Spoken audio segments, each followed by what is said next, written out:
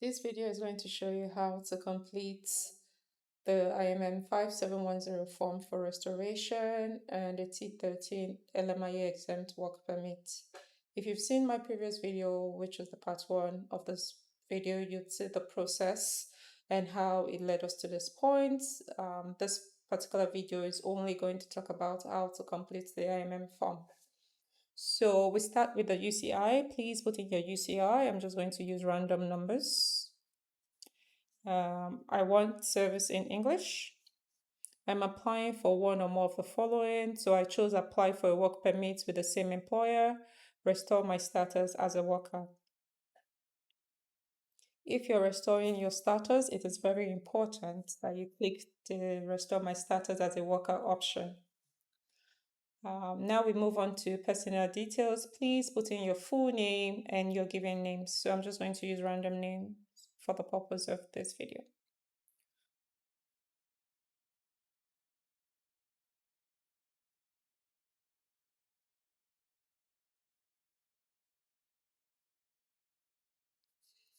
Have you ever used any other name? I choose no. If you have, please choose yes and answer the following questions.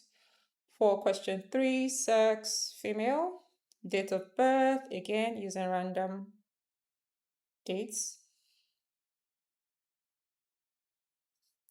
Place of birth, I'm from Nigeria, so I'm just going to maintain that to make this easier. Country of territory, Nigeria.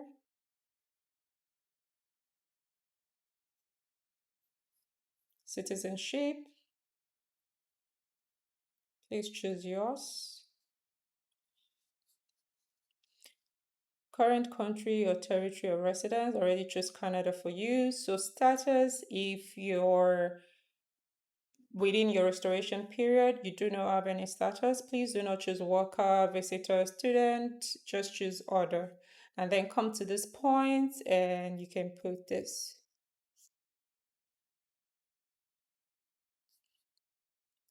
So the from date should be the date you were refused. I'm completing this demo video on April 17. So let's say I was refused April 14. That should be my from date, and my to date should be the next day, April 18. So this does not allow you put in the exact day you're completing the form. If you do that, you're going to have like an error message pop up. So it's best to use the next day. The advice I have for anyone completing this form is please make sure you're ready to upload this form into your portal, because if you just save this form on your laptop and you come back to read the next day, you still have to change this date. And if you have already validated, that means you have to start like the process all over again. Like you have to fill the form from the beginning, because after validation, it doesn't allow you to change any other thing. So moving on to question 8, previous countries or territories of residence. During the past 5 years, have you lived in any country or territory other than your country of citizenship or your country or your current country or territory of residence for more than 6 months? So I chose no. If you've lived in any other country other than the one you're from or Canada, please choose yes and list out those countries. Your current marital status, I chose single. Please choose as apply. Please choose as applicable. And because I've chosen that, it has blurred out every other question in section 9. And moving on to question 10, have you previously been married or in a common law relationship? I chose no. And then we are now in languages. Native language stroke mother tongue, so that will be English for me. Are you able to communicate in English and or French? I chose English. If you can speak both, please choose both. Have you taken a test from a designated testing agency to assess your proficiency in English or French? I've taken CELPIP, so I chose yes. So for passport, please put in your passport number. I'll just use a random number here. Country or territory of Asia, still using Nigeria. So because I chose that, it has blurred out question 6, question 5, and question 6 for me. So please put your issue date and your expiration date, and then totally depends on what country you're from. You may or you may not have number 5 and number 6 blurred out. So moving on to national identity document, I'll choose no for the purpose of this video. For US period PR card, I chose no because I don't have one. Then for contact information, please put in your apartment number, street number, street name, city, country or territory, province, postal code. And if the same address, if your residential address is the same as your mailing address, please click yes. Telephone number, put in your telephone number, alternate telephone number if you have one, email address. I usually just leave the fax number blank and I just focus on every other section here. So moving on to coming into Canada, date and place of your original entry to Canada. You put the date and the place. So your original entry is the first time you stepped into Canada. Even if it's for visit or for study, that should be your dates, and then that should be your place. And the original purpose for coming into Canada, I came into Canada to study, so I'll be using study. If the first time you came into Canada, you came to visit, that should be your answer. Date and place of your most recent entry to Canada. So if you've traveled out of Canada within this period, put the date and put the place. If it's the same as the first time you came into Canada, like you've not stepped out of Canada since you got in, then you can maintain the same dates. If applicable, we're on number 4 now. If applicable, provide the document number of the most recent visitor record, study permit, work permit, or temporary resident permit issued to you. I just put the document number on my last work permit. So moving on to details of intended work in Canada. What type of work permit are you applying for? This is where it gets specific. So if you're applying for LMIA-exempt work permits, you should use the exemption from labor market impact assessment.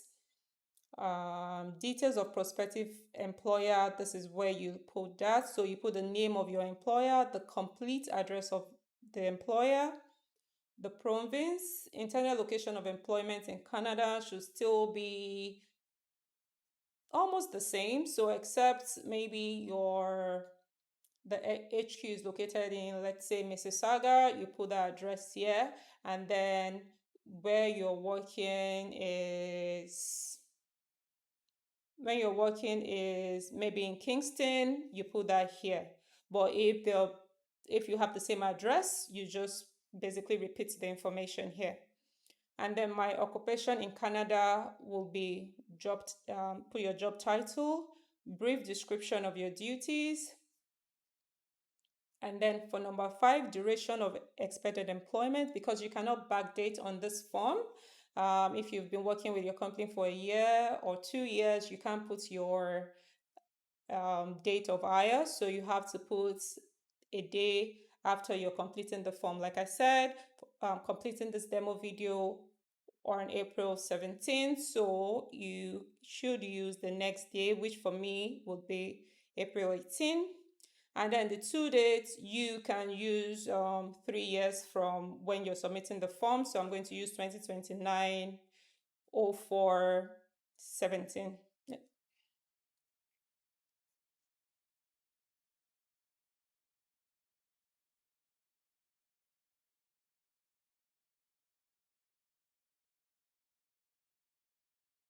So they do, even when your job is like permanent, they do understand that this is based off of the format of the form.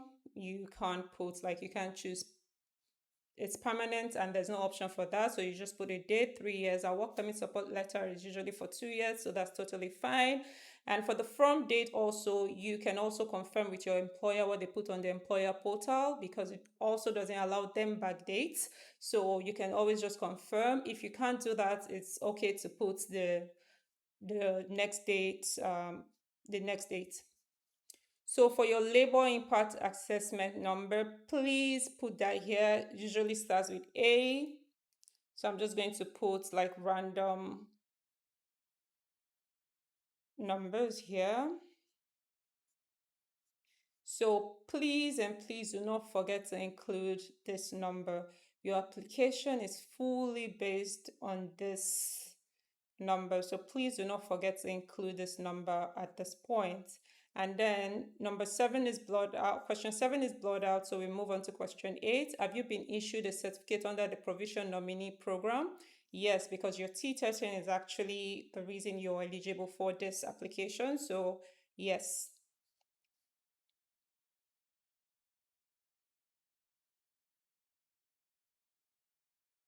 So moving on to education, have you had any post-secondary education?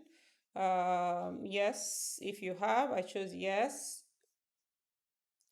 Fill in the details. One gives you a space for just one, because you're giving the details of the highest level of post-secondary education. So put in your highest level here, and then employment, put in your employment details here. If you need more space to write out like your previous jobs, please, you can print out this page 4, complete it, and then attach it to your LOE in the client information section, which is what I did. So you can also do that. If the space provided is enough, you can just fill in your information as it is. Now we're moving on to background information.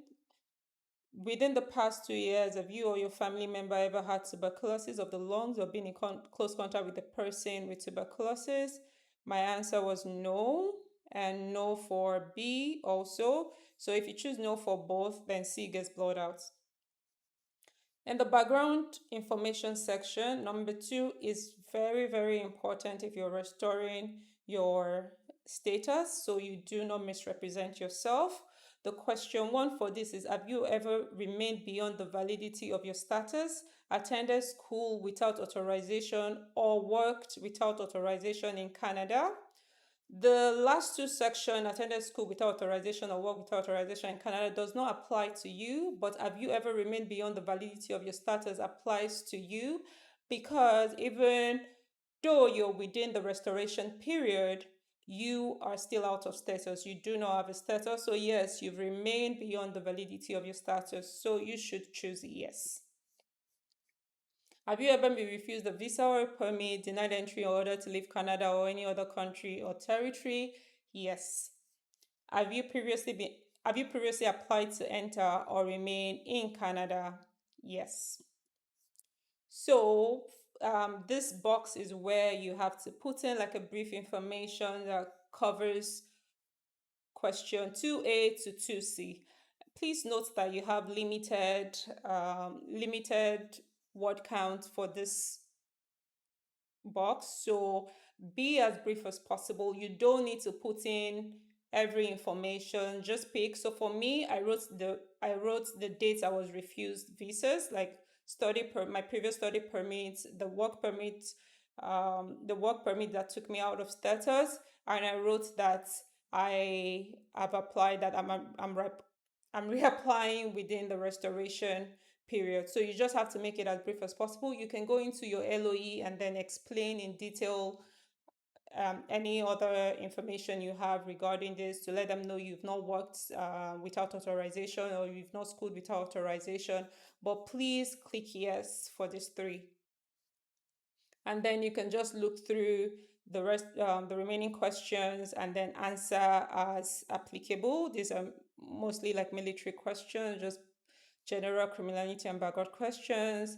And then after answering, the next part is the signature part. So put in your typed name as shown on your passport. So for the demo video, that's going to be Jason Grace Jane. And then the dates, you're completing the form, and then you click validate. So if you validate and there's any error, or you've not completed the part properly, or you're missing a part, this is going to let you know that you've not completed that part. So be sure to go back, complete it, and then click on the validate button again. Once you validate and you can see the barcode below, I can't do that now because I did not complete some sections of this part. I'm sorry, you can see the do you consent to be contacted? You can click on, I always just click on yes. At this part, you can click on yes, you can click on no, whatever you're comfortable with, and then click on the validate. Once you see the barcode below, you're good to go. I can't validate now, like I said, because I did not complete like most sections. So just once you see that barcode, you're good to go, and make sure you upload that to your portal as soon as possible so you don't get like an error message the next day. So I really do hope that this video and the previous video are beneficial to anyone in this situation. And I really, really do wish you all the best with your application. If you have any questions, please drop them in the comment section, and I'll be very happy to answer them in my free time. Thank you.